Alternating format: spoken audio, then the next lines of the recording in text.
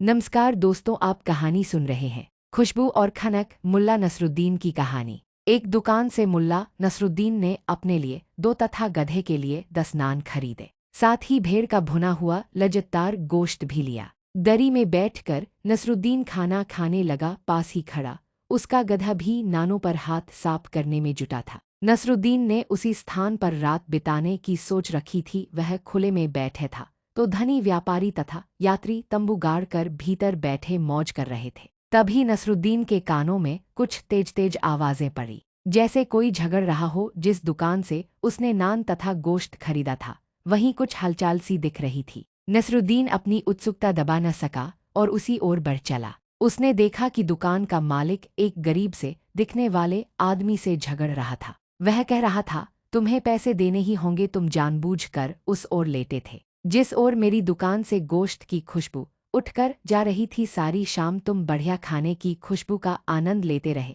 मैंने देखा भी था, तुम बार बार होंठों पर जीभ फिराकर चटखारे ले रहे थे। मैं कोई दांग खाता खोल कर नहीं बैठा, जल्दी से पैसे चुकाओ। बेचारा गरीब आदमी बेहद असहाय दिख रहा था। शायद नसरुद्दीन की तरह उसके पास भी फालतू पैसे नहीं थे। लालची दुकानदार की बातें सुनकर नसरुद्दीन को गुस्सा आने लगा था। कहानी सुनना एक अच्छी आदत है और आपकी रुचि में बहुत ही गहराई है। अगर अभी तक आपने चैनल को सब्सक्राइब नहीं किया है तो चैनल को सब्सक्राइब करें और कमेंट बॉक्स में कहानी कैसी लगी जरूर लिखें। तो आगे बढ़ते हैं। तभी दुकानदार अचानक नसरुद्दीन की तरफ मुड़ता हुआ बोला, भाई साहब, अभी आप एक शरीफ आदमी की तरह मुझसे नान गोश्त खरीद ले गए थे, लेकिन इस मक्कार को देखो, मुफ्त में स्वाद लेना चाहता है। क्या इसे दाम नहीं चुकाना चाहिए? नसरुद्दीन उस आदमी से मुखाबित होता बोला, भाई, तुमने लजीज खाने की खुशबू का आनंद लिया है, तुम्हें कीमत चुकानी होगी। लाओ, जितने पैसे हैं तुम्हारे पास मुझे दे दो।